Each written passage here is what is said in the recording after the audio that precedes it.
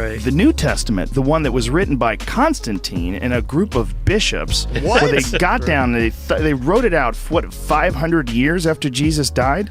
That one's what? legit? Right, I see your That point, one's right. legit. Joe Rogan, Michael Shermer, let's get right to it. And when it comes to religion, the idea of some sort of a powerful being that's in charge of the whole picture and it's got a grand plan for it all is it's kind of comforting to some people, and it's an interesting possibility. And again, it's something to consider. It's something to think about. It's an idea that's been around for a long time. Why has it been around for so long? I don't know.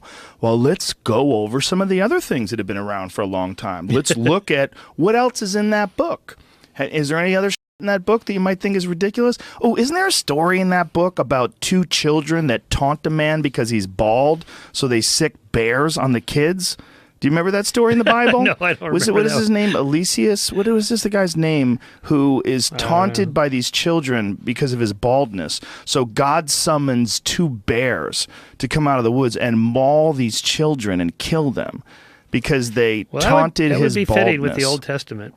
I mean, but if you're talking to someone who's a religious person who believes in the Bible and you throw that around, one of the first things that goes, oh, that's the Old Testament. Right. Well, okay, so the Old Testament is not valid. Right. The New Testament, the one that was written by Constantine and a group of bishops, What? where they got down and they wrote it out, 500 years after Jesus died?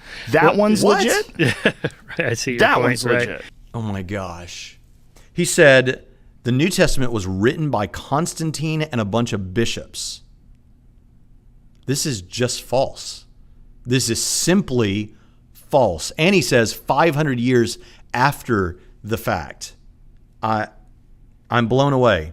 Constantine lived from 274 to 337, not 500 years after Jesus. And where he gets this is probably the Council of Nicaea. Constantine had a hand in these things because this was in 325. This was when Arianism was a problem. And sure, Constantine was, and there's debate about whether Constantine was really, in a meaningful sense, a Christian.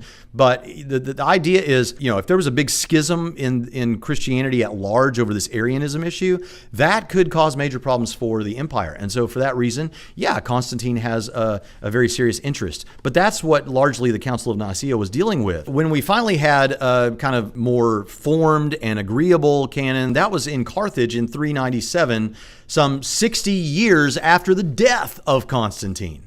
So what we have here is just false. Besides which, there were a number of Christian documents that are in our Bible that were already agreed upon and in use by Christians for a long time before Constantine ever came on the scene.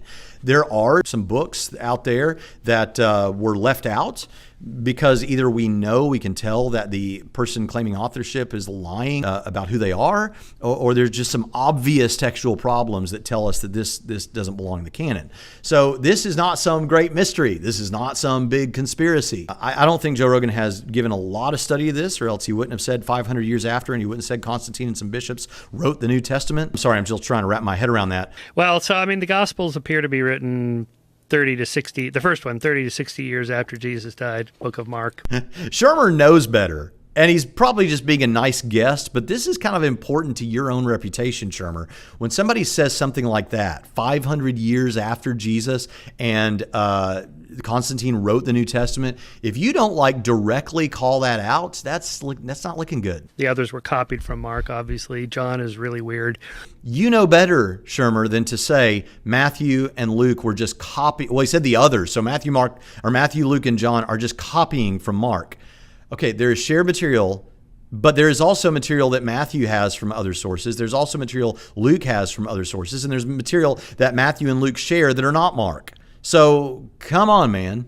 And, no one knew him. These weren't, the gospel authors didn't know, they weren't his disciples. They didn't know him. How can you be so certain? Why don't you just say about this, Shermer? Well, we don't know. I don't know. You're actually stating a hypothesis. They did not know Jesus. Where the majority of scholars is on this, at least a slight majority think that Mark was written by someone who's giving you the testimony of Peter, which did know Jesus, was an eyewitness. Luke is probably written by someone who was a traveling companion of Paul and had access to some of the disciples, the women disciples perhaps of Jesus. And John was written by either a lesser-known disciple of Jesus or someone giving the testimony of a lesser-known disciple of Jesus. And among the people that think that it was a lesser-known disciple of Jesus, the constituents say that it's John, son of Zebedee. The majority of scholars do not believe that Matthew wrote Matthew. Papias says that Matthew wrote something that is arguably Matthew. One of the reasons people don't think that this was written by people that knew Jesus is because of the style of writing and the language of the writing and the complexity of all that and sort of thing. People used writers and amanuenses in those days and all those sorts of things. So